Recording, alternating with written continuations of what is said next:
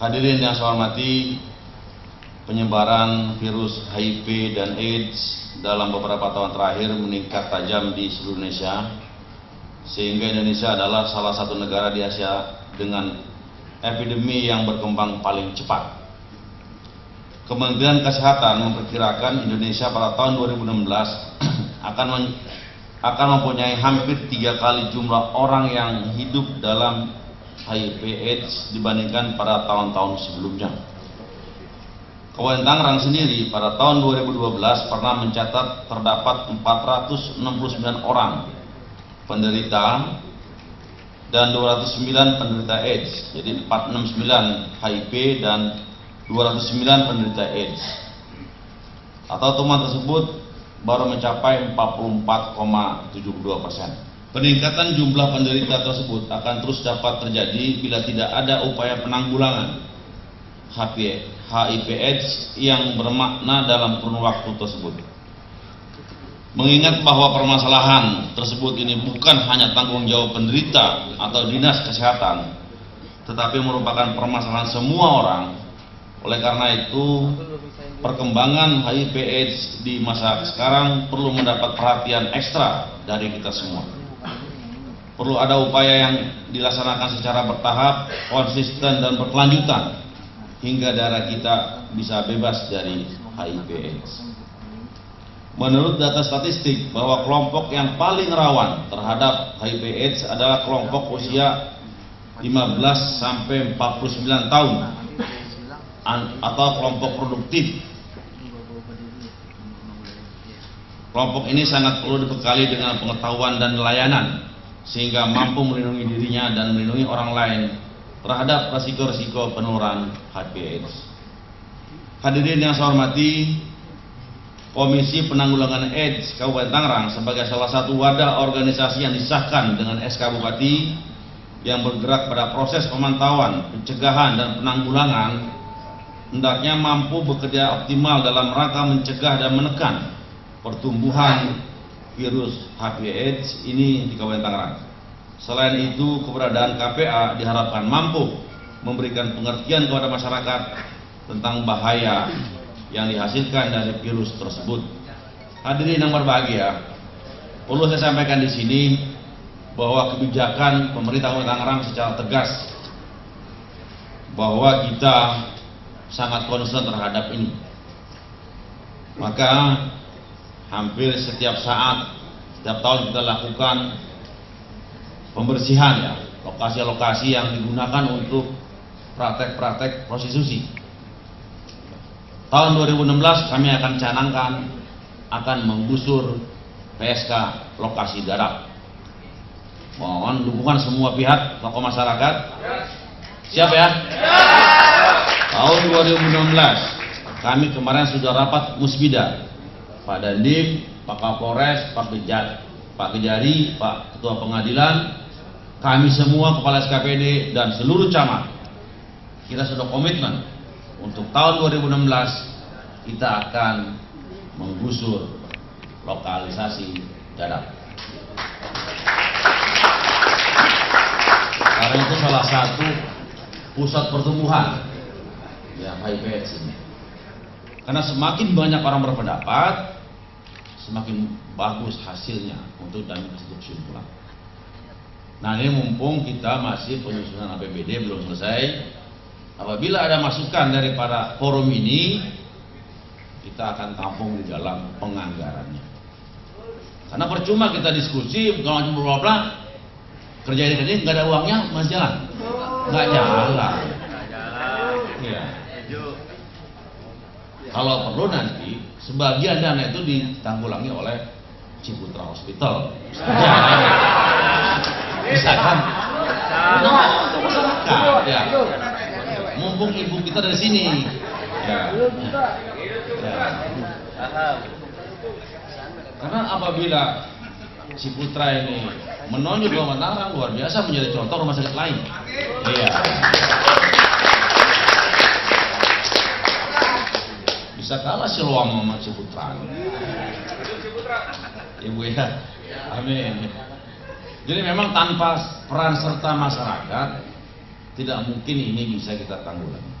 Jadi makanya kita peran seluruh rumah sakit, baik itu rumah sakit pemerintah maupun rumah sakit swasta, berperan penuh ya untuk kita bagaimana menanggulangi ini. Seluruh puskesmas, ya, ini puskesmas hadir semua nih, kepala puskesmas mana coba tunjuk tangan kepala puskesmas. Kami punya 43 puskesmas. Hah? 44 sekarang yang baru ya. Kita akan bangun lagi di Kresek tambah 1. Panongan kita akan buat rumah sakit rawat inap yang baru. Rumah sakit yang lama itu puskesmas lama itu sudah perlu relokasi. Kalau dilihat di Indonesia, mungkin nggak ada kali Pemda yang punya rumah sakit daerah sampai 3 kecuali DKI. Kabupaten Tangerang punya rumah sakit daerah 3. 1 rumah sakit umum daerah Tangerang di kota Tangerang katanya. 1 rumah sakit umum daerah Blaraja, dan saat ini sedang dibangun rumah sakit umum Paku Haji di Utara. Jadi kita pemerintah Kabupaten Tangerang mendekati masyarakatnya, bukan masyarakat suruh mendekati kita. Itu sebagai bukti bahwa kita concern terhadap bagaimana penanganan kesehatan masyarakat. Maka melalui kesempatan yang baik ini, Pak Bupati pesan, Pak Bupati ini hari ini ada di Pagedangan sedang acara peresmian satu sekolah. Beliau titipkan, ya, marilah kita melaksanakan satu kegiatan itu serius, jangan sekedar seremonial. Ya, jangan sekedar seremonial. Kita betul-betul mengharapkan hasilnya. Kami tunggu Bu Nani sebagai Kepala Dinas Kesehatan, setelah acara ini nanti tolong berikan saya apa sih hasilnya, sehingga kita bisa ambil langsung action apa yang harus kita lakukan. Itu tambah sedikit dari saya. Hadirin yang berbahagia, demikianlah sambutan yang dapat saya sampaikan pada kesempatan ini. Dan dengan mengucap Bismillahirrahmanirrahim, diskusi interaktif bersama Komisi Penanggulangan AIDS Kabupaten Tangerang tahun 2015 secara resmi saya nyatakan dibuka.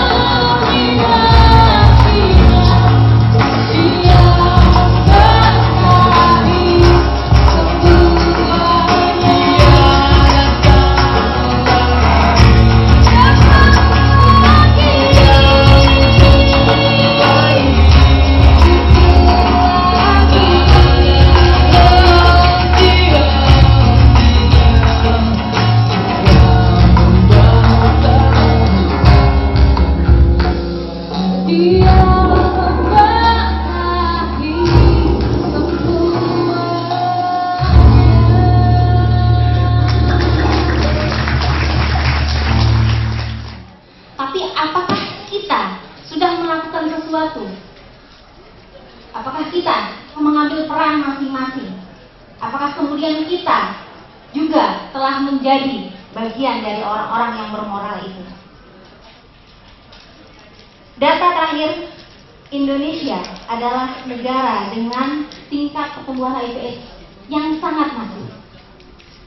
Sebagai negara yang kemudian menjunjung tinggi nilai moral, kita patut mempertanyakan diri kita.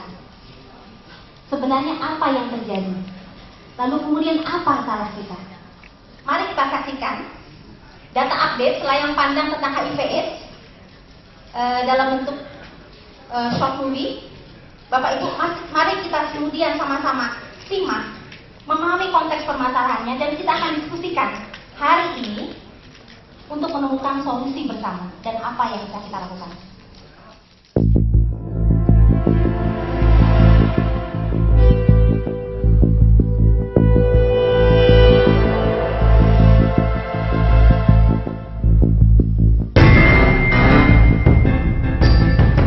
Kabupaten Tangerang Gemilang merupakan daerah yang terus berkembang di bidang ekonomi pembangunan dengan basis industrialisasinya.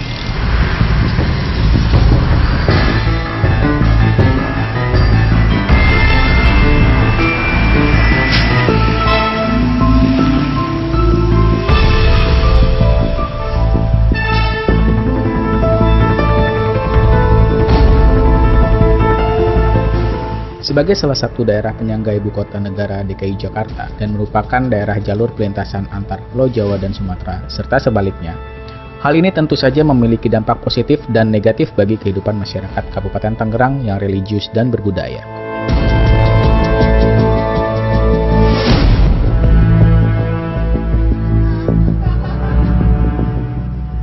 Dalam kaitannya dengan situasi tersebut, kesehatan masyarakat Kabupaten Tangerang, khususnya problematika penyebaran HIV, tentu saja berbanding lurus dengan peningkatan angka kasus HIV dan AIDS di Kabupaten Tangerang. HIV adalah Human Immunodeficiency Virus, adalah virus yang menyerang sistem kekebalan tubuh manusia. Akibat turunnya sistem kekebalan tubuh, orang yang terinfeksi HIV akan menjadi sangat rentan terhadap akumulasi berbagai infeksi penyakit yang dapat meningkatkan status penderitanya menjadi fase AIDS. AIDS adalah Acquired Immunodeficiency Syndrome, merupakan sekumpulan infeksi penyakit yang disebabkan karena menurunnya sistem kekebalan tubuh dari penderita HIV.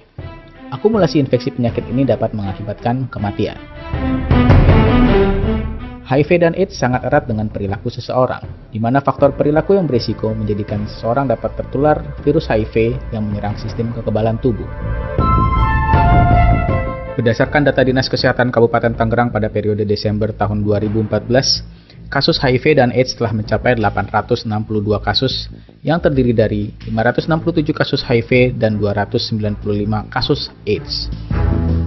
Berdasarkan estimasi dari Kementerian Kesehatan tahun 2009, diperkirakan kasus HIV dan AIDS sebanyak 1.516 orang yang terinfeksi. Di akhir tahun 2014 telah ditemukan 862 kasus orang terinfeksi atau sebesar 56,86% temuan yang telah dicapai. Artinya, kita masih menghadapi fenomena gunung es.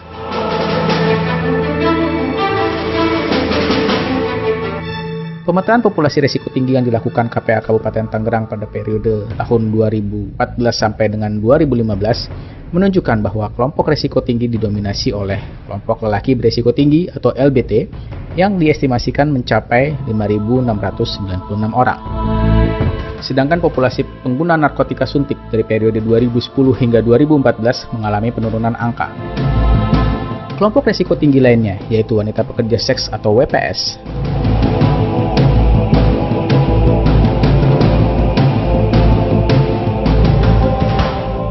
waria,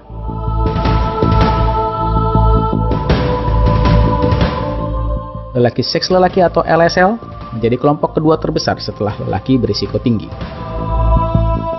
Perpindahan kasus dari populasi berisiko tinggi menuju kelompok populasi umum ibu dan anak telah terjadi. Sejak tahun 2013 hingga Oktober 2015, angka ini terus bertambah. Kasus ibu rumah tangga yang positif sebanyak 34 ibu rumah tangga. Dan anak usia 1-18 tahun mencapai 33 anak. Berdasarkan analisa data, didapatkan beberapa temuan data sebagai berikut. Temuan kasus HIV/AIDS berdasarkan pekerjaan dan populasi. Temuan kasus HIV/AIDS berdasarkan jenis kelamin. Temuan kasus HIV/AIDS berdasarkan usia atau umur. Temuan kasus HIV/AIDS per kecamatan berdasarkan pemetaan terbaru tahun 2015 ini, 28 kecamatan di seluruh Kabupaten Tangerang telah didapatkan data kasus HIV/AIDS. Tersisa satu kecamatan yaitu Solear yang belum ditemukan angka kasus HIV. Di tahun 2015 ini, sampai dengan bulan Oktober saja, telah tercatat temuan angka kasus baru HIV sebanyak 82 kasus HIV baru dan 32 kasus AIDS baru. Artinya, temuan tahun ini lebih tinggi dari 3 tahun sebelumnya. Mencermati hal tersebut di atas, maka upaya-upaya bersama apa yang harus dilakukan oleh semua pihak agar kita bisa melakukan pencegahan dan pengendalian laju penularan HIV/AIDS di Kabupaten Tangerang? Apakah melalui pendekatan berbasis religi dan budaya dapat mengantisipasi penyebaran HIV dan AIDS di Kabupaten Tangerang? Dokter Manik mungkin bisa berpendapat, sebenarnya apa yang terjadi hari ini? Kenapa epideminya menunjukkan seperti ini? Kalau kita lihat dari tahun 2010, pada awalnya adalah temuan kasus pada layaknya pada pengguna jarum suntik pada awal. Tapi ke depan, mulai sekarang di tahun 2014 dan 2015, itu yang banyak adalah kasus populasi umum khususnya ibu dan anak yang meninggal. Karena apa? Karena di tahun 2013 ternyata ada perubahan tren. Jadi perubahan trennya awalnya dari pengguna jarum suntik.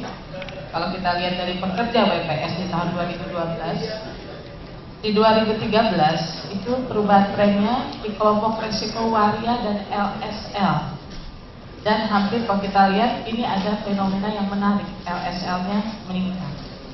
Nah kalau kita lihat di sini di tahun 2014, LSL dan high risk man, istilahnya lelaki berisiko tinggi, itu juga meningkat dan ditularkan kepada populasi yang tadinya kalau kita lihat populasi yang istilahnya khususnya ibu-ibu dan anak-anak. Jadi kalau di tahun 2015 ada kasus ibu sebanyak 19 orang.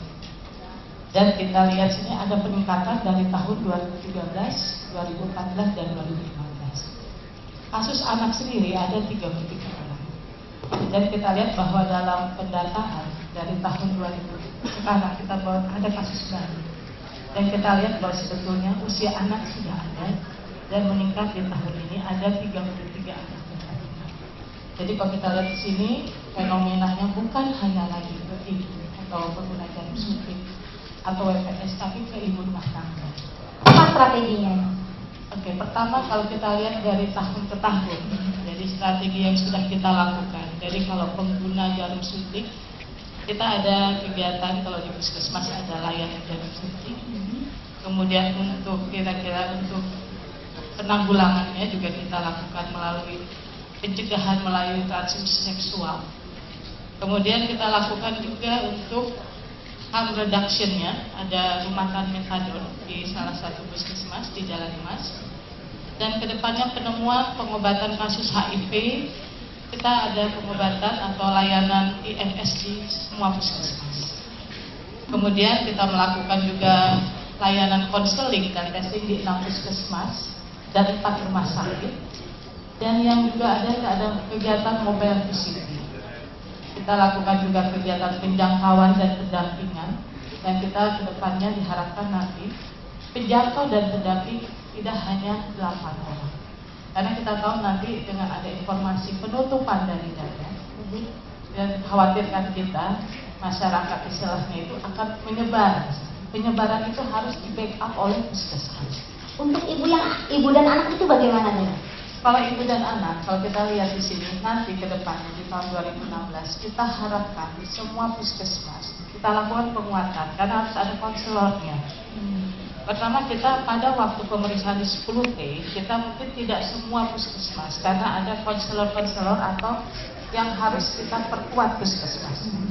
Jadi kalau itu nanti ke depannya kita harapkan juga puskesmas bisa memeriksa tes PCT-nya. Dan kedepannya lagi ada penguatan di fasilitas laboratoriumnya. Jadi diharapkan nanti ada penguatan konselor. Dan nanti kalau misalnya terjadi penyebaran istilahnya, penyebaran kemana misalnya WPS itu berangkat atau pergi, kita sudah bisa membackup dari hal itu. Dan diharapkan juga kegiatan-kegiatan kita lakukan, yaitu kegiatan yang terutama ini pencegahan dengan promosi, kemudian peningkatan peran serta masyarakat. Sudah ada sebenarnya layanan ini Pak, tapi kenapa kasus ini terus meningkat? Sebenarnya apa yang salah? Nah kira-kira nih, dalam konteks ini tanggapan Bapak mewakili Kemenak itu apa? Sebetulnya kalau kita kembali kepada atau melibatkan unsur-unsur yang ada, terutama kalau di Kemenak sendiri itu ada yang namanya penyuluh, ya. Nah penyuluh ini itu lebih dekat dengan masyarakat. Saya kira kalau komponen ini kita libatkan dalam mensosialisasikan tentang apa itu HIV dan lain sebagainya, mungkin ini bisa juga mengurangi, ya, karena di sana itu penyuluh ini lebih dekat dengan masyarakat, ya. Karena di sana mereka dari pengajian ke pengajian itu mungkin bisa akan lebih mendekatkan dengan masyarakat tentang pemahaman HIV itu sendiri. Saya rasa sementara ini memang masih banyak masyarakat yang saya kira belum paham betul dengan HIV itu sendiri. Ini kan kita melihat konteks religinya nih Pak. Tadi Bapak katakan bahwa Tangerang adalah daerah religi. Tapi ini tidak kemudian inline dengan jumlah kasus yang ada nih. Ini menurut Bapak apa sih Pak yang salah? Masyarakat belum paham banget lah kalau menurut saya gitu, tentang akibat-akibat dari HIV itu sendiri gitu, kalau menurut saya gitu. Kalau melihat dari perkembangan keagamaannya, saya kira cukup bagus Kabupaten Tangerang ini. Cuman mungkin kesadaran tentang akibat dari HIV ini sendiri belum mereka pahami dengan mendalam. Nah, konteks religi tadi sebenarnya menarik ya, saya belum bisa memahami nih. Ketika tadi kan Bapak bilang pemahaman agamanya sudah cukup, cuma kesadarannya belum. Nah, artinya ada yang melakukan hal itu walaupun orangnya paham agama. Apa Bapak setuju dengan stigma itu? Apa dengan rasa itu? Kemungkinan besar juga ada juga. Kemungkinan besar juga bisa seperti itu. Berkala yang namanya situasi Kabupaten Tangerang ini kan cukup luar biasa gitu ya. Apa tuh Pak? Ya artinya pergaulan Kabupaten Tangerang ini cukup luar biasa saya kira. Kemudian itu bisa mengakibatkan yang agamanya yang kuat saja bisa terdorong untuk itu saya kira. Okay. Kalau memang ada peluang-peluang khusus gitu. Apa tuh peluangnya? Ya misalkan semaraknya tempat-tempat prostitusi atau hiburan dan lain sebagainya, saya kira itu juga. Berarti masyarakat Tangerang bisa jadi masyarakat religi yang kurang hiburan ya Pak ya? Nah sekarang gini pertanyaan saya, ini tempat hiburan kan ada yang cuma nonton doang, ada yang tadi sebutin sama Pak Sekda mau menutup lokalisasi. Apakah masalah itu selesai? Nah gimana nih Pak? Nih tempat-tempat hiburan ini kita tutup aja, apa kita jadiin pesantren semua? Apa gimana nih? Gimana nih? Apa nanti kita bikinin apartemen aja gitu? Apa gimana? Ya, saya pikir hari ini menarik tema ini karena bagaimanapun juga kami dari Dispora Bukber terutama tentang kemudahan olahraga pariwisata sangat jelas.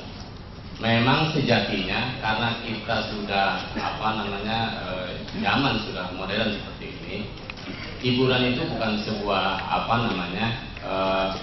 hanya untuk waktu senang saja, tapi ada beberapa kebutuhan. Ya. Jadi tidak kita pungkiri. Tapi kalau persoalan kaitannya dengan AIDS, ini saya berharap justru ini kesempatan bersama, bagaimana kesadaran kolektif untuk bagaimana bisa memberikan pemahaman kepada masyarakat tentang bahaya narkoba. Apakah kemudian kita semua ini sudah bisa atau terjun ke masyarakat langsung tidak? Tapi tadi bukan narkoba ya Pak, masalah yang Ya, udah nantek. Bener nggak sih tadi? Iya. Gimana dong? Ya, artinya gini, ini kan berbanding lurus antara narkoba dengan pergaulan bebas. Ya, ini penyakit kita bersama yang harus kemudian tantangan kita bersama harus kita selesaikan. Nah, konteksnya adalah kita bisa tidak kalau semua secara bahu-membahu, bukan hanya tanggung jawab pemerintah dalam hal ini, tapi juga komponen masyarakat, terjun ke masyarakat, memberikan pencerahan-pencerahan. Karena sekarang, kalau tadi dari Ibu Medik menyampaikan, itu sekarang yang jadi korbannya adalah anak dan ibu rumah tangga. Ini kan sangat memprihatinkan, sangat memprihatinkan. Itu gara-gara bapak-bapaknya tadi katanya. Oh enggak. Sangat memprihatinkan. Iya. Nah, jadi saya berharap program kita semua dengan masyarakat terjun bukan hanya pada tataran konteks misalnya di Citra, tapi kita harus terjun ke masyarakat yang lebih bawah, katakan desa. Masyarakat Ini yang yang bawah harus desa. yang harus bukan hanya masyarakat kota yang sekarang kena, karena di bawah pun sudah ada. Ini fondasi dasar yang saya pikir yang harus. Nah, terkait dengan tempat hiburan tadi, Ya, kalau tempat hiburan ya memang ada regulasinya. Kalau kemudian itu ada pemahaman di masyarakat bahwa itu tempat penularan, kan itu tergantung bagaimana si pengunjung memanfaatkan itu. Apa kemudian regulasinya, misalnya jam berapa, kemudian juga bagaimana sarananya di sana. Ini kan harus tanggung jawab kita bersama, tanggung jawab penegak hukum, tanggung juga penegak perdanya dan lainnya. berarti belum tentu ditutup juga jadi solusi langsung ya. Ya, tapi kalau misalnya lokalisasi yang kemudian tadi Pak Zaid sampaikan, Ya. itu sangat sepakat kalau kemudian bisa ditutup. Tapi kemudian juga limbahnya jangan kemudian tadi seperti di kos-kosan, kemudian di apalagi nanti ke Citra. Ini kan ada beberapa titik yang kemudian seperti itu. Ini kita Baik Pak, bertanya. Bukan dari BNN sudah hadir Pak Wahyu. Saya pengen minta pendapatnya ini. Sebenarnya apakah dari BNN ini sudah merasa bahwa program kita sudah ada, kita sudah eksis dan itu sebenarnya sudah cukup memecahkan masalah? Kita lihat dulu pendapatnya, silakan. Sebenarnya masalah HIV/AIDS dan narkoba, kalau saya bilang tadi sebanding lurus memang benar. Kenapa? Terutama kita lihat di Penasunnya ya. Kalau kita lihat di Penasun, ya pasti itu juga pengguna narkoba, pengguna ya sebenarnya pengguna. Dan jangkauannya ini permasalahan kita semua sebenarnya dari pemerintah sampai dengan lembaga-lembaga, institusi dan lain sebagainya. Yang susah adalah masalah penjangkauan sebenarnya. Bagaimana kita bisa menjangkau, bagaimana kita bisa mengetahui masyarakat tersebut satu adalah pengguna atau terinfeksi virus. Nah ini sebenarnya masalah kita bersama. Tentunya harapan saya kami dari LPM yang bermitra dan di atas pimpinan kami adalah BNK Kabupaten Tangerang, berharap semua instansi dari BNK, Dinas Kesehatan, Dinas Sosial, Dinas Pariwisata dan lain sebagainya, marilah kita bersinergi bersama-sama untuk menanggulangi masalah ini. Kalau misalkan kita membuat sebuah program yang nyata terhadap masalah ini antara HIV/AIDS dan narkoba, kita bentuk suatu sistem dari pemerintah, lembaga, bagaimana caranya kita bisa menjangkau ke masyarakat, gitu. Kalau boleh saya bilang sebenarnya ini bentuknya hanya sebagai fasilitator kita terhadap pemerintah. Bagaimana pemerintah bisa bersinergi antara seluruh instansi yang terkait, bekerja sama dengan lembaga dan pemerintah, lembaga, dan mungkin juga dengan pemuka-pemuka agama dan lain sebagainya, supaya kita bisa memberikan suatu program terhadap masyarakat. Contoh, misalkan kalau di LPM sendiri ada namanya program penyuluhan terhadap sekolah, desa, atau juga terhadap pemerintahan sendiri mungkin, terhadap pemerintahan sendiri, atau juga bisa terhadap perusahaan-perusahaan yang ada di Kabupaten Tangerang. Nah, ini suatu cara menurut saya. Satu cara. Pertama adalah informasi tentang penyuluhan. Tadi datanya, Dr. Manik bilang itu sudah mulai ke ibu dan anak yang dianggap tidak berisiko, betul Bu? Yang dianggap tidak berisiko. Nah sekarang, apakah dengan menjangkau yang tadi ya, yang orang-orang yang dianggap berisiko tadi ini sudah cukup nih? Apakah kemudian kita ada terobosan baru? Menurut Pak Wahyu gimana? Usia berapa kira-kira? Sama, Jadi usia produktif dari mulai usia sekolah. Berarti yang saya tahu pun, mohon maaf ya Pak ya Bu. Saya pernah dengar informasi dari bahkan dari tingkat SD pun sudah. Oke, kalau itu Pak, ini ada perwakilan pemuda katanya Pak. Saya nggak tahu pemuda usia berapa Mas? Mas Yudi, saya pengen tahu nih, katanya kalau anak muda itu kan usia produktif tadi ya, seks bebas. Tadi ngomongnya seks bebas, emang ada yang seks yang nggak bebas ya Pak? Gitu ya. Seks bebas, narkoba, ini banyak banget anak muda. Ini gimana sih ini anak muda pendapatnya? Oke, baik ya. Assalamualaikum warahmatullahi wabarakatuh. Mungkin di sini kalau dibilang pemuda, lebih tepatnya pemuda berkelanjutan, gitu ya.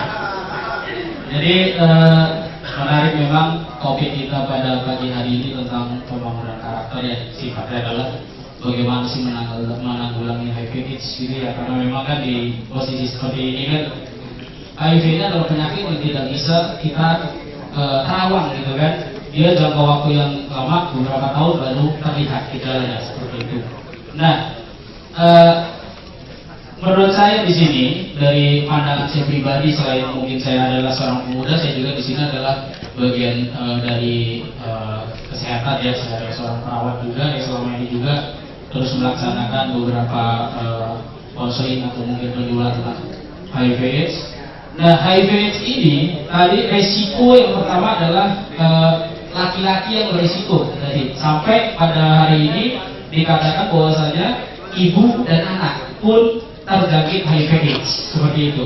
Nah, kalau kita tarik dari benang merahnya, di sini kan yang harus kita cari adalah solusi bagaimana sih untuk mencegah ini semua, kan gitu. Apa solusinya? Nah, kalau dari saya pribadi selaku pemuda sendiri, di sini kita lihat penyuluhan sering kita lakukan. Bahkan kemarin pun saya baru melaksanakan penyuluhan di beberapa puskesmas juga dilakukan penyuluhan kepada setiap siswa untuk penanganan tentang HIV/AIDS, tentang nafza, dijelaskan tentang narkoba sebagaimana.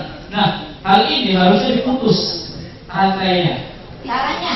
Caranya bagaimana? Kita laksanakan pendidikan karakter dari usia dini terlebih dahulu. Karena bagaimanapun caranya, kita untuk menuju yang namanya dewasa kan berawal dari anak-anak terlebih dahulu. Nah, disitulah kita mendidik karakter seorang anak supaya kita terhindar dari hal-hal yang sifatnya negatif, terjerumus dari narkoba sampai ke perilaku seks bebas. Kita tidak menutup kemungkinan. Alim ulama, mohon maaf, ya, kita manusia, saya manusia, kita semua di sini adalah manusia, punya nafsu, punya rasa bosan. Nah, ketika kita melaksanakan itu semua, merasakan hal-hal yang seperti itu, kita pun akan lari hal yang negatif. Itu pasti. Nah, bagaimana caranya? Seperti tadi, pendidikan karakter dari anak usia dini terlebih dahulu. Kalau menurut saya, seperti itu. Tapi tadi saya agak sedikit tercengang nih. Katanya kita manusia punya nafsu, betul ya? Betul, punya nafsu. Terus di sini kebetulan masyarakat religi dan berbudaya ini yang menarik sebenarnya. Saya mau mendengar ini pengakuan ya. Iya, betul. Ya, tapi saya setuju. Saya kira kita semua setuju ya, ini masalah pendidikan karakter itu memang penting. Tapi kemudian kenapa yang informasi-informasi HIV saya kira sudah tercecar di mana-mana, tapi kejadiannya masih terus meningkat. Nah, sudah sampai tahap mana sih kita kan nggak tahu. Nah, saya pengen tahu nih pendidikan karakter dari Bu Eni, apa yang sudah dilakukan Tangerang, kemudian rencananya gimana? Terus menurut Ibu apa sih ini? Sampai di mana kita kok nggak pecah-pecah nih telurnya? Oke, terima kasih. Assalamualaikum warahmatullahi wabarakatuh. Waalaikumsalam. Saya dari Dewan Pendidikan. Pertama saya tercengang ketika terkaget, terhenyak ketika Bu Eni meminta saya untuk membahas tentang HIV, berdiskusi tentang HIV, AIDS, yang selama ini saya hanya tahu lewat informasi, lewat begitu saja. Jadi kita tidak punya concern untuk membicarakan lebih jauh tentang HIV. Baru ketika diundang untuk hadir di forum ini, saya merasa punya tanggung jawab bahwa ternyata HIV, AIDS itu bukan hanya harus didekati dari sektor kesehatan, yang mungkin kalau dari sektor kesehatan itu hanya bisa diobati ya. Tetapi cara mencegah dininya itu tidak kita bicarakan di sektor kesehatan mungkin. Kemudian juga bisa didekati dari dimensi sosialnya. Nah, ini dari pendekatan-pendekatan yang sudah dilakukan mungkin kita belum secara holistik, komprehensif melakukan pencegahan-pencegahan secara masif ya. Dari sektor pendidikan, kemarin kami juga bersinergi Dinas Pendidikan ini dengan Dinas Kesehatan untuk mensosialisasikan pendidikan seks usia dini. Karena selama ini mungkin masyarakat, konstruksi budayanya, kalau kita bicara karakter budaya, konstruksi budaya yang sudah tertanam adalah kita tabu membicarakan seks. Sebab selama ini seks dianggap sesuatu yang sangat amoral, asusila. Sehingga kita terkaget-kaget ketika ada kejadian HIV di Tangerang sudah menjangkiti sekian ratus orang. Kan ini sangat memprihatinkan. Kalau kita bicara pendidikan karakter, karena kurikulum kita sekarang itu judulnya berbasis karakter, mungkin bisa dikoneksikan kepada pendidikan HIV ini. Saya kira kenapa tidak informasi-informasi tentang HIV ini kita gabungkan saja pada konteks pendidikan seks usia dini. Nah, itu masuk di dalam kurikulum. Tapi tadi bagaimana Bu? Gini, saya melihat ya, cuma sayangnya sekarang nih tokoh agama yang kita harapkan hadir tadi sudah lebih dulu meninggalkan kita. Nah, ini kaitannya mungkin dengan budaya dan konstruksi sosial, ya kan? Yang tadi Ibu bilang seks itu dianggap tabu, padahal seks itu kan jenis kelamin bahasa Inggrisnya ya. Ya, nah itu menurut Ibu nih sebetulnya gimana sih cara masukin itu? Karena gini, saya kira kalau kita menilai hanya dari sisi moral saja, maka kita akan bisa menggambar siapa yang bisa kita jangkau. Iya. Gimana? Saya kira kita harus menyamakan dulu visi misi kita bahwa kejadian-kejadian ini yang ada di hadapan kita, HIV sudah menjangkiti masyarakat kita. Ini kan bukan lagi tanggung jawab satu dua elemen ya, semua bertanggung jawab. Termasuk mungkin saya sering mendengar bahwa ya walaupun kita menutup kuping bahwa orang-orang yang terjangkiti HIV ini, para ODA ini, mungkin banyak dari konteks religinya itu mengklaim bahwa ini adalah hukuman Tuhan, bahwa ini adalah laknat. Nah, yang hal-hal yang seperti ini seolah-olah betapa agama tidak ramah ketika menjudge bahwa orang-orang yang terjangkiti ini adalah orang-orang yang memang sudah mendapat hukuman. Oke, kita lepaskan persoalan itu, mari kita bersama-sama bergandengan bahwa ini masalah kita bersama. Di depan ada judul saatnya semua harus bertindak. Ini kan berarti harus secara holistik ditanganinya.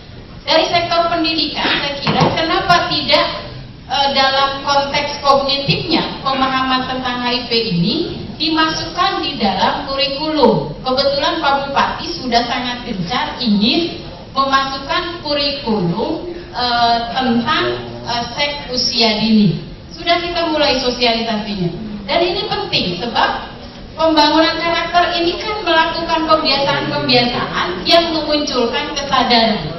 Bagaimana kesadaran para pemuda misalnya dari usia anak-anak, pemuda dan orang tua tadi usia produktif dari 14 sampai 49. Pembangunan karakter ini kan pembangunan pembiasaan dan yang menimbulkan kesadaran untuk berperilaku baik. Itu yang dimaksud karakter. Jadi masyarakat religi adalah masyarakat yang dibangun karakternya oleh berbagai pemahaman agama. Yang ada rambu-rambunya di dalam, tidak boleh berperilaku ABCD. Yang tadi kalau kita bicara tadi bahwa kita semua punya nafsu, kalau kita diberikan nafsu ya tidak mungkin kita bisa hadir di sini.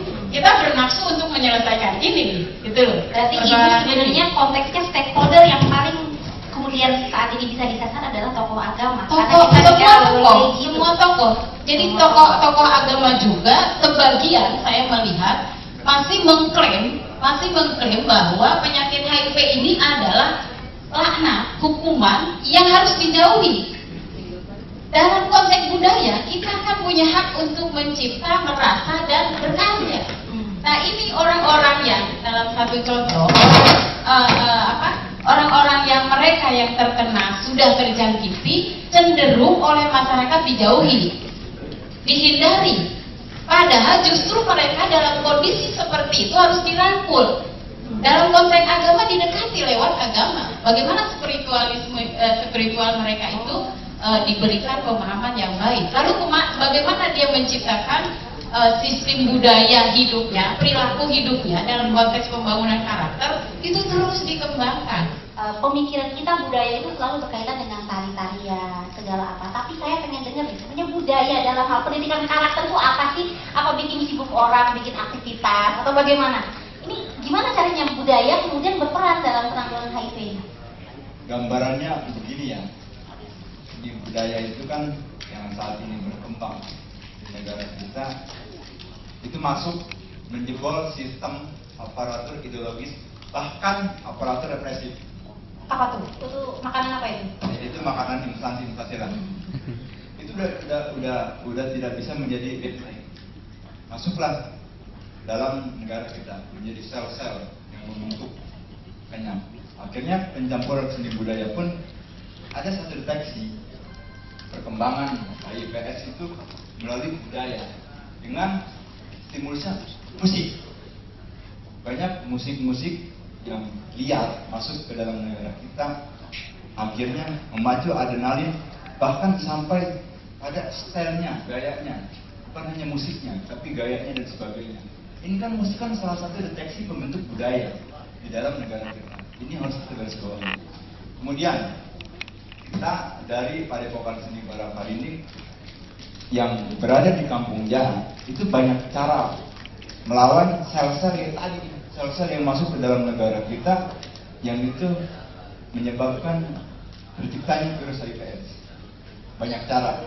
Kita di Kampung Jahat ini diwarisi dari turun-temurun awalnya melalui sebuah mekanisme pengajian rutinan seminggu, bahkan dibakar sendiri minggu sekali itu pengajian. Akhirnya itu tidak mampu mengalihkan pandangan pemuda untuk merubah gayanya atau budayanya atau kebiasaannya. Karena kan kita bisa mengetahui budaya yang datang dari luar batasan negara kita sifatnya bebas, seperti keadaan saat ini liberal. Ini kan bebas, udah nggak ada rule gitu loh, udah nggak ada rule. Sedangkan budaya yang ditanamkan oleh leluhur kita itu memiliki nilai dan norma yang menjadi pedoman hidup. Seperti di Karinding. Karinding ada pedoman yakin, sabar, sadar. Yakin, kita mesti yakin pada Tuhan pencipta langit dan bumi. Sabar, ya kita menghadapi ujian ini harus sabar. Sadar, kamu jangan mabok, jangan ngeter, jangan seks bebas. Itu kan nilai-nilai yang ditanamkan, yang backgroundnya bisa nilai religi, yang backgroundnya bisa nilai dari wiwitan dan sebagainya. Tetapi itu mampu menjadi benteng yang membentengi budaya yang masuk ke dalam negara kita. Ini pengaruhnya. Pengaruhnya masuk antaranya adalah hubungan internasional negara dengan negara. Saya melihat seperti itu. Masuk di dalam negara kita. Harusnya kan aparatur ideologis, instansi seperti pendidikan, sosial, dan sebagainya itu kan aparatur ideologis harus mampu membentengi, tapi akhirnya jebol juga. Kemudian ada aparatur represif yang membatasi produk-produk yang masuk ke dalam negara kita yang sifatnya yang tadi yang menciptakan HIPS. Jebol juga. Kita dari bawah nih coba membangun dengan seni budaya lokal. Ada nilai filosofinya, ada nilai kebiasaannya, ada nilai yang mampu melawan hal-hal yang liberal. Itu bisa hilang dengan seni budaya lokal. Ini salah satunya. Makanya di kami di Padepokan Seni Baraparinding ada misi capaiannya Karinding menjadi benteng budaya, menjadi benteng. Sudah berbicara benteng dan budaya, artinya kita melawan budaya tersebut. Dan karena kita mencari apa keragamannya, kita coba campur adukan, nggak ketemu, yang ada stres. Yang ada stres, kalau digabungkan tuh berawal dengan budaya lokal yang ada stres. Tapi kita harus tarik dulu garis pemisahannya. Oh ini, baru kita ketemu. Kemudian metodenya banyak. Seperti apa metodenya? Oh kita bisa menularkannya dengan membuat workshop di sekolah-sekolah. Kemudian membangun. Nah, seperti itu. Konstruksi budaya kita itu kan patrilineal ya. Kita mendudukan laki-laki sebagai pemimpin. Tapi kemudian arus modernisasi saat ini menjadikan perempuan harus menjadi tulang punggung. Dan posisi perempuan saat ini dalam posisi yang lemah, seperti yang tercantum dalam angka ini. Bagaimana kemudian budaya ini menjawab tantangan itu? Selama ini perempuan, kalau dulu mungkin nggak masalah, kita nggak nyari duit ya. Yang nyari duit bapaknya, anak-anak. Anak-anak siapa terserah. Nah itu gimana tuh? Kuli wahidi min umat yang datang, itu bagian zina. Itu, seperti itu. Itu ada nilai untuk akal dan hati. Tapi untuk masa ekonomi, bebas siapapun. Masa ekonomi, mau si ibunya yang kuat ya silahkan, tapi urusan hati dan akal ini harus dipenjelasan. Kan beda asupan nutrisinya beda. Kalau untuk urusan perut ya nasi, buah-buahan, air. Tapi untuk urusan akal ya pengetahuan. Nah, ini kan yang harus dibedakan, Mbak. Nah, sekarang ada Bang Tris Mini ya Bang ya, dari Dewan Kesenian dan Kebudayaan Kabupaten Tangerang. Tadi sudah dipaparkan bagaimana kemudian proses budaya itu ikut serta dalam pencegahan HIV. Baik sekali ya bahwa kita memang nggak bisa mencegah arus budaya yang masuk dari luar. Dalam hal ini, mari sok berperan. Kita ini kompaknya ini kalau melawan. Dulu waktu ada musuh bersama komunis, itu kita kompak. Kemudian kita menjadi lemah pada saat kita tidak punya musuh bersama. Padahal kita punya musuh bersama, tetapi kadang-kadang musuh bersama kita salah. Budaya dari luar, kenapa mesti kita tahan? Nggak bisa kita tahan budaya dari luar. Nah, dalam hal ini yang jadi persoalan adalah bagaimana kita memanfaatkan hal yang positif. Kenapa? Tidak semua budaya timur juga bagus. Ciu itu dari timur. Yang namanya seks bebas itu sudah ada sejak zaman dulu. Sejak zaman dulu sudah ada seks bebas. Padepokan yang dibina, yang jelas ada prestasinya. Nah, saya akan bicara soal prestasi ini. Anak-anak muda kalau diberikan kesempatan, diberi ruang berprestasi, dia akan bangga pada dirinya sendiri. Kebanggaan itu akan membuat dia akan berusaha terus berprestasi. Nah, ini sebenarnya upaya yang paling positif untuk mencegah. Karena dalam upaya mereka berprestasi, dalam hal ini misalnya remaja berprestasi, dia akan sibuk dengan itu, tidak sibuk dengan Androidnya, tidak sibuk dengan HP-nya, tidak sibuk dengan blue filmnya, tidak sibuk dengan bermalam-malam, kadang-kadang minatnya di rumah-rumah game station gitu ya. Nggak ngerti saya itu. Yang pasti setiap pagi saya lewat jalan-jalan dari pagi itu saya masih lihat motor-motor di depan tempat penyewaan gitu ya. Mereka nginep di sana. Mereka asik terus. Tapi kalau mereka kita arahkan, kita beri ruang. Ya, sebenarnya saya ingin nanti kalau ada kesempatan ingin cerita soal padepokan, bagaimana kita membuat semacam padepokan yang membuat anak-anak itu bisa berprestasi dan tidak iseng. Sebenarnya iseng ini yang harus kita lawan. Ya, keisengan, karena nggak ngerti apa yang mesti dilakukan. Akhirnya apa? Nggak bisa lepas dari HP-nya. Anak-anak sekarang tuh uangnya ketinggalan nggak apa-apa, tapi kalau HP-nya ketinggalan masalah besar itu. Kiamat gitu. Iya, kiamat. Dengan HP-nya itu mereka benar-benar menemukan dunianya. Gurunya ngoceh pun dia ngoceh dengan HP-nya.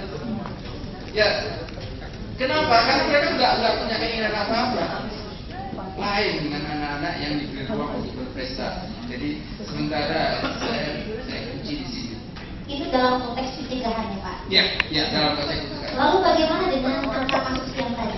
Angka kasus? Yang misalkan kita sudah penyebarannya sudah. Oh, kenapa? Saya tidak terkejut. Ya, tahun 75 saya masih ada di Jogja, SMA. Ada seorang tokoh, saya kira belum perlu menyebut namanya, mengatakan Indonesia Tolong, kita sudah rawan ini. Narkoba sudah berbahaya. Lalu apa kata pemerintah? Alah, itu baru. Itu kan baru gejala. Jangan salah, kita akan kewalahan. Ini 75. Dan sekarang kita benar-benar kewalahan. Saya berani mengatakan begini, kebetulan ada bapak kita dari B. Kita kewalahan, kita nggak ngerti gimana caranya mencegah narkoba. Anak SD saja bisa mengonsumsi narkoba tanpa harus paham bahwa dia sedang mengonsumsi lewat makanan. Ya. Luar biasa. Dan akibatnya apa? Kita benar-benar kewalahan. Dan narkoba dengan AIDS, HIV, tetanggaan gitu. Ya, jadi artinya angka berapapun dipaparkan di tengah kita, saya nggak terkejut. Lalu perilaku seksnya gimana, Pak? Itu narkoba dari tadi antaranya. Ya, narkoba, seks dan sebagainya itu berangkat dari keisengan gitu ya. Kata bapak kita tadi, kita punya nafsu. Kalau kita nggak punya nafsu, repot kita. Iya. Makan nggak enak ya, Pak? Persoalannya kan bagaimana kita memanage nafsu itu sehingga yang kita hasilkan adalah prestasi. Saya pengen lihat posisi perempuan dalam hal ini. Kita kan sekarang lagi heboh-hebohnya gender nih. Ketika kemudian perempuan tidak bisa membesarkan, bahkan melahirkan ke bidan aja kalau di desa-desa ya, menjadi suami. Karena suami karena pemahaman dia yang kurang, kadang-kadang memutuskan tidak sesuai dengan apa yang diinginkan, apa yang memang sudah sah. Ini masalah yang tidak selesai kayaknya. Karena hak itu. Ya. Dicerai kan nggak bisa ya, Bang? Ya. Sebenarnya sederhana aja. Perempuan memang harus pintar. Ya. Perempuan memang harus pintar. Kenapa? Karena dia harus menjadi ibu. Jadi apakah dia ada di rumah, apakah dia ada di luar juga itu bekerja membantu pasangan suami, tetap dia harus pintar. Kalau dia nggak pintar, anak-anaknya nggak akan pintar. Dan kalau perempuan pintar, itu nggak akan terjadi kasus baru menikah setahun, kemudian suaminya meninggal karena AIDS. Perempuan yang pintar akan tahu kalau suaminya ini bermasalah. Ini aneh, ini menyedihkan sekali. Ada perempuan baru setahun ditinggal meninggal suaminya dan nggak tahu meninggalnya karena AIDS. Sepandai-pandainya orang menyimpan barang busuk, sehingga ya nggak mungkin nggak suatu saat akan ketahuan. Tapi kalau si perempuan ini dia tahu bahwa ini yang bakal menjadi suaminya ini busuk apa enggak. Karena persoalan ini kalau sudah soal hak, saya kira bahkan dulu ada orang menyangka bahwa Kartini itu emansipasi Kartini itu ingin menyamakan hak antara laki dan perempuan. Ternyata saya pikir tidak. Saya baca habis gelap terlihat terang. Yang dimaksud dengan Kartini menyamakan hak itu apa? Hak perempuan dipenuhi, hak laki-laki dipenuhi, tapi tidak ada hak yang sama. Tidak ada, karena haknya memang masing-masing. Apa untuk pengalaman ya, Pak? Ya, justru lelaki itu sebenarnya harus mengakui bahwa dia dilahirkan oleh rahim seorang perempuan. Dia lahir dari seorang perempuan. Jadi perempuan lebih tinggi derajatnya ketimbang laki-laki. Ngapain perempuan untuk haknya gitu? Baik, Pak. Ya. Sekarang kita nyambung nih, ini ke perempuan yang derajatnya lebih tinggi. Ada Nia dari IPI, Ikatan Perempuan Positif. Nah, ini tadi kan ya soal perempuan, anak. Perspektifnya IPI ini apa sih tentang kemudian angka HIV yang tinggi pada perempuan, pada anak, pada ibu, itu gimana? Menurut saya kurang keterbukaan dari lelaki ya. Maksudnya lelaki itu kurang ya dari pasangan atau calon pasangan. Kalau misalnya dia beresiko, kalau menurut kita kalau misalnya dia berani terbuka, dia tidak berisik pada dia ataupun dia beresiko, dia bisa mengungkapkan itu gitu. Jadi tidak ada lagi korban pada ibu rumah tangga gitu. Terus untuk informasi juga perlu lebih diperhatikan lagi, sering disosialisasikan lagi terkait tentang pencegahan penanggulangan. Ya, ini tapi kan kalau orang ngaku ya, tadi kan katanya keterbukaan nih. Misalkan suami ngaku, Dek, saya habis pulang dari mana bang? Dari situ, dari lokal apa lokal sih? Nah itu, ini keterbukaan ini kan berkaitan dengan stigma. Kita rasa-rasanya nih yang saya dengar ya, kalau ada orang yang ngaku tuh, yang ngaku misalkan dia melakukan apapun pasti disorakin dong. Kita didiemin, apalagi dikasih duit kan nggak mungkin. Nah itu stigma ini gimana sih caranya supaya keterbukaan ini terjadi? Kan asal saya nggak tahu di sini banyak nih kayaknya laki-laki. Apakah Anda semua nih termasuk orang yang terbuka pada istri dan pasangannya? Pertanyaannya gimana caranya supaya mereka semua terbuka? Begitu pula perempuan. Menurut ini gimana? Ya, dari kitanya punya konflik ya saling percaya gitu. Jadi bisa saling menjaga satu sama lain gitu. Tidak hanya di layanan, tapi juga pasti di masyarakat ya. Yang juga kemudian membuat orang tidak mau berterus terang, tidak mau terbuka. Inilah awal masalah kemudian tambah jadi besar. Ini bagaimana kira-kira menghapuskan stigma diskriminasi ini? Terus dari perspektif layanan dan kesehatan masyarakat ini, sebenarnya apa yang menjadi solusi? Kira-kira seperti itu. Jadi kalau stigma ya, banyak sekali penyakit sebenarnya yang kita berhadapan dengan stigma, bukan hanya HIV, kusta ya, antara lainnya. Kemudian HIV. Jadi stigma itu sebenarnya bagaimana cara menghilangkannya? Menghilangkannya adalah mencoba untuk selalu membicarakan masalah itu. Itu caranya kalau kita mau menghilangkan stigma. Jadi stigma itu kan ada sesuatu, tapi orang itu tidak biasanya menghindari untuk membahas, karena menghindari untuk dibahas, sehingga udah dia jadi tidak ada penyelesaian. Jadi salah satu cara untuk menghilangkan stigma adalah membuka itu, kemudian selalu membicarakan. Jadi kalau dibicarakan terus lama-lama stigmanya nanti hilang. Jadi orang justru mau membicarakan itu. Nah kemudian HIV/AIDS ya. HIV/AIDS ini memang kalau di kita ini penyakitnya karena memang orang menghindari untuk membicarakannya, sehingga upaya pun yang dilakukan itu banyak menjadi tidak terbuka, menjadi tidak terbuka. Untuk menghindari itu kan sebenarnya kita udah lihat dari banner yang jalan tadi ada ABCDE begitu ya. A-nya itu sebenarnya waktu awalnya itu hanya ABC, yaitu abstinensia, be faithful ya, sama condom use. Nah di kita sebenarnya untuk kalau abstinensia kemudian be faithful, saya kira tinggal tergantung kepada bagaimana individu itu perilakunya, gitu kan? Nah kemudian saat ini kita untuk condom use terutama pada orang yang sudah tahu bahwa dia menderita dan melakukan seks yang aman, itu yang kurang banyak diadres untuk dibicarakan, kemudian disosialisasikan. Kemudian apa implikasinya apabila dia tidak menggunakan? Sedangkan katakanlah tadi ada Dr. Manik tadi menyampaikan ada lelaki suka lelaki ya, kemudian ada multi partner. Jadi banyak paradigma yang memang ada di masyarakat, praktek itu ada di masyarakat yang kita nggak boleh deny, tapi kita harus bagaimana caranya untuk menghadapi, karena tentu saja targetnya beda-beda, gitu ya. Tapi tadi saya ada sedikit mau bertanya tentang ini. Kan kalau abstinen tidak berhubungan seks sebelum menikah, itu clear, sudah bisa menjaga ya. Lalu kemudian di faithful setia pada pasangan, oke, itu sudah selesai. Cuma kondom nih, kan tidak umum ya orang memakai kondom, saya kira di Indonesia ini tidak umum. Yeah. Orang suami istri gitu kan pakai kondom, pasti kalau istrinya yang polos-polos pasti nanya, lagi pakai kondom, gitu kan? Kecuali kalau perempuan yang pintar tadi ya, Pak ya. Nah, cuma ini sosialisasi ini gitu ya, pemakaian kondom ini kan tantangan. Saya ingat kemarin Bu Menkes masuk ke kampus, sosialisasi kondom. Saya nggak tahu apakah karena belum diawali dengan A-nya langsung selesai sampai C saja, sehingga ini jadi kemudian kontroversi atau bagaimana.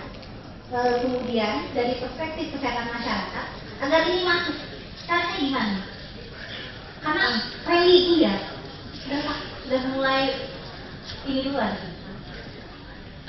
Jadi tadi ya, kalau kita bicara tentang HIV/AIDS, kita punya targetnya. Target itu kan beda-beda. Kemudian populasinya beda-beda. Ada lagi anak sekolah, ada mahasiswa, masyarakat umum. Nah kemudian sebenarnya Dari banyak penelitian kita sudah tahu, ya kan? Misalnya yang di khususnya Tangerang ya, Tangerang. Itu kenapa sih penyebarannya cukup banyak, gitu ya? Antara lain karena Tangerang ini adalah daerah tempat bis melintas, bis antar pulau, gitu ya. Bis antar pulau yang lewat tol, kemudian dia ke Sumatera, ya, dan macam-macam bisnya.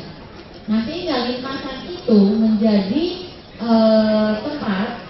tempat yang berisiko, gitu ya. Untuk di situ banyak terjadi penularan. Nah, berarti mestinya yang tempat itu kita harus address sebagai tempat di mana kondom itu kita harus, orang itu kan kalau mau beli seperti sekarang ada banyak Alfa, Indomaret, di mana-mana ada outletnya, gitu ya. Jadi itu harus bisa dijangkau oleh yang mau menggunakan, harus tersedia, ya kan? Itu antara lain. Di lokasi mana? Nah, kan kita mestinya kita sudah tahu titik-titiknya. Oh baik. Ya kan? Kita sudah tahu titik-titiknya, berarti di daerah itu harus ada kampanye mengenai bagaimana caranya yang ABC tadi. Harus ada kampanyenya, harus tersedia kondomnya, gitu ya. Dan yang bersangkutan mudah untuk mengakses, sehingga mendorong dia berperilaku diterjemahkan menjadi action, gitu. Tapi karena itu belum selesai, populasi kunci timbul lagi orang-orang yang tidak masuk populasi kunci tapi juga terkena HIV. Nah ini perspektifnya saya pengen tahu nih di puskesmas. Kemudian kira-kira apa sih yang kira-kira tepat dalam meningkatkan layanan dan kemudian menjadikan masyarakat menyadari bagaimana pencegahan HIV-nya, melakukan pencegahan dan tidak hanya habis selesai di populasi kunci tapi juga di masyarakat umum. Pada dasarnya kalau puskesmas sendiri dari dulu punya istilah program PHBS itu aja, perilaku hidup bersih dan sehat. Jadi perilaku sehatlah yang mungkin yang akan ditonjolkan selain hidup bersih. Karena memang perilaku ini mendukung untuk semua aspek kehidupan. Karena kita ini semuanya punya agama, punya budaya. Nah, itu semua bisa diterapkan di sini. Walaupun toh kita misalnya, karena begini, menurut saya tadi juga ada dibicarakan mengenai semenjak kecil tidak ditanamkan perilaku. Boleh-boleh saja itu bahkan bagus menurut saya untuk tameng ya. Tapi karena memang situasi setelah dewasanya dia bergaul dengan siapa dan banyak hal-hal yang berpengaruh ya. Kalau dibilang predisposisi ya. Ada semacam pengetahuan, ekonomi, budaya dan sebagainya itu bisa berpengaruh terhadap termasuk lingkungan. Jadi kalau toh seseorang sudah dibekali dengan pengetahuan tentang agama, tentang tata budaya gitu, setelah dewasa dia bergaul dengan siapa, itu pun bisa berpengaruh terhadap perilaku seseorang. Karena kan bukan hanya melihat dari sisi ketika dia punya prinsip hidup saya baik-baik saja gitu. Tapi ketika ada peluang, misalnya di situ kan ada semacamnya kalau di ekonomi itu ada keinginan gitu untuk membeli sesuatu itu harus dengan pertama ada uangnya gitu, maksudnya seperti itu. Jadi ketika ada. Jadi kalau misalnya di sana ada peluang, misalnya ada tempat untuk misalnya jajannya gitu, uang ada, ya itulah seperti itu. Dia kesempatan juga ada peluang juga gitu. Karena memang tadi sudah dibicarakan sama dari awal bahwa memang peluang itu harus ditutup dengan cara memberantas yang tadi tempat-tempat prostitusinya itu harus itu salah satu solusi. Mungkin tadi mengaminkan pendapatnya Bang Truk ya, yang soal karakter budaya. Saya pengen menggeser ya sebelum ke sebelah situ. Bang Saiful. Mengapa banyak kasus terdeteksi pada pengguna narkoba? Karena mereka dipaksa tes. Itu faktanya, Bu. Mengapa laki-laki tidak banyak? Karena orang yang ngesek tadi malam nggak ada fakta untuk dites. Yang ngesek kemarin di Pattaya di mana nggak ada paksaan. Jadi itu penyebabnya banyak kasus HIV terdeteksi di pengguna narkoba karena mereka dipaksa tes waktu rehabilitasi. Sementara laki-laki yang mengecek di mana-mana tidak ada mekanisme untuk mendeteksi. Kedua, itu juga banyak yang salah. Penularan HIV melalui narkoba itu hanya pada jarum suntik, dan itu pun harus bersama-sama. Kalau saya sendiri nyuntik sampai kiamat pun nggak akan ada HIV. Artinya kan kalau beramai-ramai ada salah satu yang mau narkoba. Jadi tolonglah, banyak kesalahpahaman yang disampaikan oleh kadang-kadang saya kesal ya, supaya kita lebih jernih. Dari tadi belum ada solusi. Kalau saya tidak sampaikan solusi, saya malu sama Bu Evi. Saya sudah berkali-kali diundang melatih wartawan di sini. Kabupaten Tangerang ini nomor 2, nomor 1-nya Operasi Sukabumi. Dia dapat penghargaan kemarin di Makassar sebagai KPA yang inovatif. Tanggal 25 saya ke sana, ini tanggal 19 juga ke sana. Mereka akan melakukan tes 1000 orang. Tanggal 19. Segala macam lapisan. Dan sesuai prosedur, artinya mereka melakukan konseling. Walaupun konselingnya konseling umum ya, tapi jelas nanti hasil tes akan dikonfirmasi, jadi tidak sembarangan. Okay? Itu yang pertama. Yang kedua, soal lokalisasi. Cobalah kita berpikir jernih. Di Arab Saudi tidak ada lokalisasi, tapi case report ya, artinya kasus AIDS yang sudah dilaporkan 20.000 lebih. Jadinya orangnya main di mana-mana. Jadi kalau sekarang juga tidak ada lokalisasi, orangnya bisa main ke Jakarta, main ke Bandung, cari tahu di mana bisa saja. Jadi kuncinya pada orang per orang. Orang nyewa. Tidak punya uang juga bisa, orang membunuh kan bisa.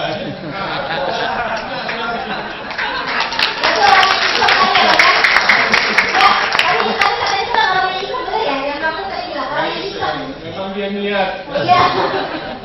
Ya, lalu di Tangerang sudah 3 bayi. Di Jakarta tempat teman di Pelita ini ada 143 bayi. Ada yang yatim, ada yang yatim piatu, ada yang diusir ibunya, diusir neneknya. Itu tadi Pak ya, Anda bilang perempuan pintar begini. Ini juga perhatian buat kita semua. Banyak orang-orang kaya yang anaknya menggunakan narkoba, cari jodoh anaknya ke kampung. Siapa orang kampung yang tergiur datang naik baby dance melamar anaknya yang cuma lulusan madrasah? Kita realistis saja lah, nggak usah sok. Tapi yang terjadi 3 bulan menikah, 6 bulan mati suaminya. Karena pengguna narkoba dalam suntik dokter kan hepatitis C, itu obatnya masih sangat langka. Hatinya kayak batu mati. Ya. Jadi supaya dipahami, makanya salah satu cara untuk HIV ini nggak ada. Saya sebenarnya capek juga dengan wartawan. Cuma wartawan sekarang kan mereka menulis melalui moralitasnya sehingga tidak objektif. Saya menulis HIV ini mulai awal dan saya sering maki-maki pejabat tinggi. Dibilang tidak nasionalis karena menulis AIDS. Ya, kalau pejabat itu masih hidup dia akan nangis karena dilihat kondisinya sekarang. Kalau dulu dia ikuti berita-beritanya. Jadi yang bisa kita lakukan sekarang hanya menurunkan insiden infeksi paru aja itu. Mustahil menghapus penularan, itu mustahil. Hanya menurunkan infeksi baru itu hanya pada laki-laki. Dan yang bisa dilakukan pun hanya melalui pekerja seks, hanya itu aja. Dan dilokalisir. Kalau tidak lokalisir bisa, nggak mungkin lah kita datang ke semua hotel. Lagi ngapain? Nggak mungkin kan? Masa tidak? Tadi kan yang bisa dilakukan dari laki-laki dan pekerja seks. Gimana kalau perilaku seks yang makanya hanya itu, yang lain nggak bisa. Ada 17 pintu masuk HIV, hanya 1 yang bisa di atas. Itu tadi laki-laki yang melaju, hanya itu. Tapi dengan kondisi pelacuran harus lokalisir. Kalau nggak bisa, bagaimana kita mendatangi semua hotel rumah sakit itu? Nggak bisa. Dan itu karena itu mustahil dilakukan. Salah satu yang bisa kita lakukan adalah menyelamatkan bayi, hanya itu. Karena lagi. Selesai bayi ya? Selesai, sebenarnya. Menyelamatkan bayi dengan cara konseling. Tapi ini dokter Manifah, dia nggak tahu Tangerang. Korbannya selalu perempuan. Yang dikasih perempuan hamil, lakinya kemana-mana. Tolonglah dibalik paradigmanya. Setiap perempuan hamil wajib konseling dengan pasangannya.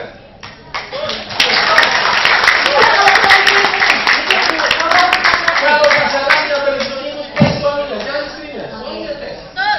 Kalau musibah,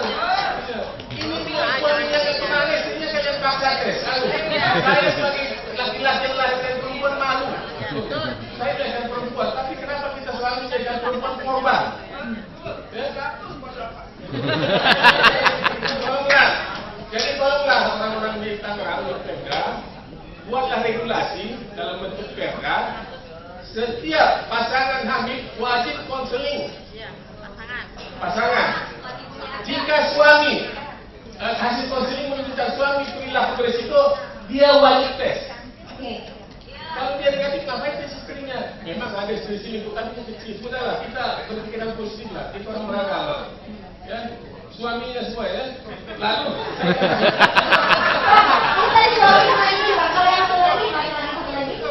Enggak. Di Lebak, saya bawa perempuannya. Itu yang paling parahnya. Itu salah tokoh agama. Tolong ini bisa bahan ceramah. Ketika istrinya terdeteksi HIV di rumah sakit, suaminya kabur, meninggalkan istri dan anak. Itu puluhan kasus di Lebak. Tolonglah, ustaz-ustaz itu bisa bahan ceramah. Dia sudah melakukan berapa dosa? Berzina, selingkuh, membohong istri, meninggalkan istri, 3 dosa. Menandakan anak 4. Tanggung jawab kita. Kalau istrinya terdeteksi positif, tobatlah hati istri. Itu jadi janda kompasian anaknya HIV, HIV. Itu terjadi di Lebak, saya nggak tahu di Tangerang. Yang saya tahu dulu Hani mana saya Hani menemukan satu laki-laki di rumah sakit Tangerang, bukan istri ya, tapi dia berhubungan dengan 13 perempuan.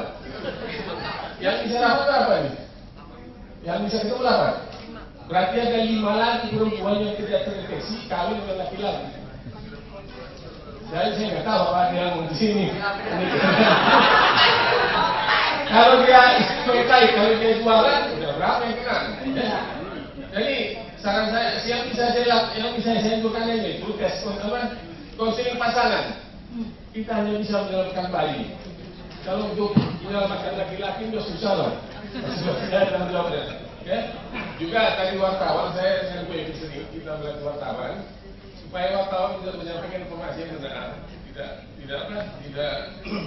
tidak menggurui, tidak berstigma, ya. Stigma itu kan terjadi, bahkan di pusat-pusat pelayanan kesehatan terjadi. Itu yang kita harapkan. Mungkin saya nggak tahu dari dinas kesehatan kan bisa mengajukan perda supaya pasangan hamil wajib konseling HIV. Nah, itu pasangan laki-laki perempuan. Ada kasus lagi laki-laki. Bagaimana kontak masalah itu? Ada. Dia tidak kenal. Oh, oke. Nah, yang paling parah lagi nah, siapa yang tahu kalau seorang laki-laki heteroseksual main dengan keluarga, siapa yang perempuan? Nggak ada yang ngaku. Kira-kira yang perempuannya siapa? Nggak ada yang ngaku. Lo nggak kira-kira bayaran? Bisa dua-duanya. Gantinya. Bisa dua-duanya. Ini penelitian di Surabaya. Ternyata yang dari perempuannya laki-laki heteroseksual. Kakak Jaya. Artinya laki-laki itu dianggap oleh waria. Akibatnya apa? Risiko tertular HIV penyakit lain lebih tinggi karena melalui anus. Itu persoalan besar. Itu gimana? Itu bagaimana ini ya? Makanya banyak istri yang tertular HIV karena dia nunggu waktu sama waria. Jadi gampang juga. Solusinya? Solusinya ya laki-laki lah bilang jangan tahu diri lah. Apa kita bikin kegiatan gerakan pemberantasan laki-laki begitu? Nah, tolonglah kalau melangkah dari rumah ingatkan di rumah. Kan masih ada cara-cara lain yang lebih beradab melakukannya, atau jepit-jepit itu kan bisa. Kalau nggak lagi. Ya mungkin itu dulu. Tadi saya kira sudah ada beberapa input ya, masukan. Kita bicara dari awal itu bicara tentang apa sih konteks religi tadi. Cuma saya ini tokoh agama, dari Departemen Agama saja perwakilannya. Simpel saja dari saya. Ketika kita masyarakat Kabupaten Tangerang ingin dihindarkan atau terhindar daripada HIV dan AIDS, kita kudu kembali apa yang disabdakan Rasul, ad-dinu nasihat. Jadi kita semua kembali ke agama.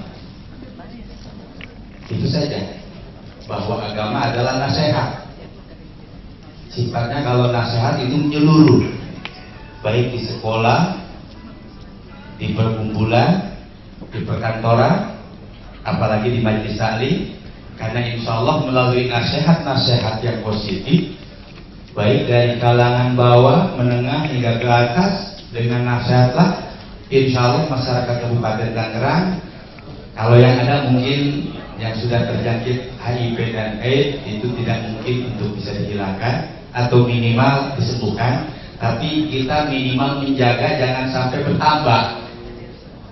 Begitu, jangan sampai bertambah yang jadi korban AIDS dan HIV. Kami selaku tokoh agama dari masing-masing kecamatan bukan hanya lewat majelis taklim, seperti lewat riungan tahlil ataupun akekohan, bila perlu besok menjelang hari-hari besar Islam, itu kami selalu sampaikan tentang kesehatan-kesehatan yang memang ketika sudah terjangkit itu sulit untuk disembuhkan. Maka daripada itu, kata Rasul, agama adalah nasihat, tinggal kita kembali ke agama masing-masing. Kalaulah memang agama yang kita yakini, terutama agama Islam, jadi situ sudah dijelaskan ketika kita berbicara agama ini, insya Allah sebagaimana yang sering kita dengar dalilnya atau Al-Qur'annya, amantu billahi wa malaikatihi wa kutubihi wa rusulihi wa yaumil akhir, seterusnya. Jadi ketika kita sudah kembali ke agama, berarti kita kudu iman. Saya mengutip ada surat Al-Imran ayat 110, kamu adalah umat yang terbaik yang dilahirkan untuk manusia, menyuruh kepada yang ma'ruf dan mencegah dari yang munkar, dan beriman kepada Allah. Saya ingin kasih kesempatan kepada Bu Ninik untuk memberikan ya, Bu Nanik, maaf, Bu Nanik, saya salah, untuk memberikan closing statementnya, Ibu. Tentunya seperti tadi himbauan dari Pak Sekda bahwa kita harus dari hasil diskusi kali ini harus ada langkah-langkah yang real yang akan kita lakukan di tahun 2016 nanti. Kita sudah di penghujung tahun, dan kalau kita lihat bahwa di akhir tahun ini kondisi HIV di Kabupaten Tangerang makin mengkhawatirkan, ya tentunya ada langkah-langkah real yang diambil baik oleh pemerintah maupun oleh unsur masyarakat, baik dari unsur pendidikan, kemudian dari tokoh agama, pemuda, budayawan, media atau pers, dan juga praktisi kesehatan dan pemberdayaan kesehatan itu betul-betul harus membuat konsep ataupun rencana yang bisa kita laksanakan. Dan Pak Sekda sudah dengan terbuka menawarkan silahkan diusulkan butuh anggaran berapa, ya. Nah ini yang perlu kita tidak lanjuti nantinya dengan usulan-usulan yang lebih jelas, misalnya dari dinas pendidikan, apakah betul sudah masuk kurikulum tentang pendidikan seks usia dini, tentang dengan karakter, sampai di mana, terus evaluasi dulu. Kemudian dari unsur masyarakat sendiri, ya tentunya kita evaluasi pemahaman mereka selama ini terhadap HIV seperti apa. Peran media juga cukup tinggi sekali, cukup besar. Tadi ternyata data-data yang tersembunyi yang kita belum tahu, tentunya nanti bisa menjadi masukan buat kami di dinas kesehatan dari Pak Saiful terutama, ya. Artinya tadi menawarkan langkah-langkah yang lebih real seperti pembuatan regulasi. Akan kami pertimbangkan Pak Saiful untuk regulasi. Bahkan kalau beranikah tes HIV pasca pra pengantin, pranikah? Nah ini tentunya nanti dari Kementerian Agama kami akan tidak lanjuti, ya. Artinya pranikah wajib konseling berdua, ya. Dan bahkan kalau kira-kira dari hasil konseling itu ada indikasi risiko tinggi, tes pranikah, berani nggak? Gitu, ya. Tentunya butuh biaya juga. Nah ini akan kita tidak lanjuti. Kemudian tentang lokalisasi, ya ini seperti memang buah simalakama ya, kita biarkan pemerintah salah, ada pembiaran seperti itu, kita tutup, kita berantas dengan risiko makin menyebar. Tentunya ini butuh kerja keras dari para penjangkau dan juga dari dinas kesehatan bagaimana menemukan kasus-kasus baru dan segera diobati, ya.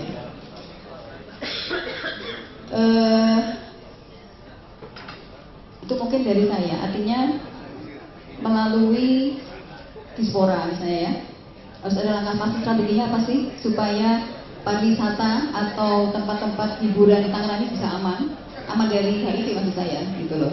Dan disinyalir sekarang ini tempat kita diskusi ini di Citralaya itu banyak tempat-tempat hotspot baru seperti Patimis dan Pijat yang menjadi hotspot HIV/AIDS. Ini yang perlu kewaspadaan kita semua. Sehingga semua harus bergerak secara simultan tadi. Kita semua mudah-mudahan hari ini menyadari bahwa untuk kemudian melakukan penanggulangan HIV ini tidak bisa dari sektor kesehatan, tapi semua sektor dan semua bagian. Tidak hanya orang yang dalam lingkup religi, tapi juga kemudian budaya, pendidikan, hampir semua sektor. Mudah-mudahan hari ini kita semua bersama-sama bisa berbuat sesuatu. Ke depan juga kita akan menjadi orang yang lebih baik, melakukan sesuatu, tidak hanya diam saat ini.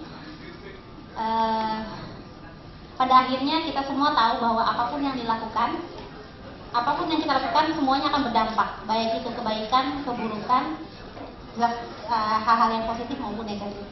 Saya ingin mengutip lagi satu lagi ayat dari surat Yunus 144, sesungguhnya Allah tidak mungkin berbuat zalim kepada manusia sedikit pun, akan tetapi manusia itu sendirilah yang berbuat zalim kepada dirinya sendiri. Kita patut mempertanyakan kepada diri kita sendiri apa yang memang sudah kita perbuat. Meskipun mungkin seperti yang sudah saya sebutkan bahwa penyakit adalah ujian. Terima kasih banyak. Billahi taufiq wal hidayah. Assalamualaikum. Hanya budaya dan kelakuan religi, takut kepada Tuhan, takut kepada Allah yang bisa menghindari kita dari persoalan-persoalan yang dibicarakan hari ini.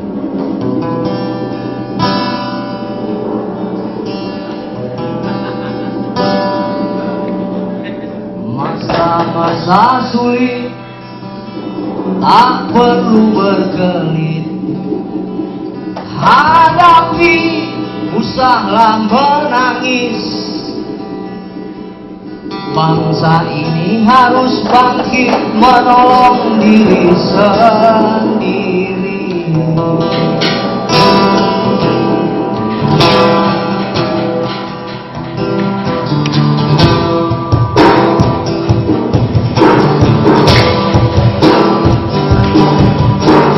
Curiga menggila, isu menghantam kita.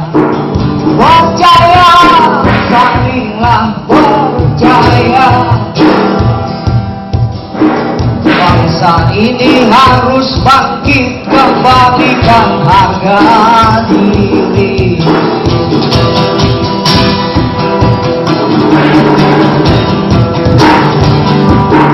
Kalau benar di dadamu ada merah putih, kalau benar di nafasmu Indonesia Raya, kalau benar di hatimu terpatri Pancasila, buang egomu ingin benar sendiri, buang egomu rasa kita sendiri.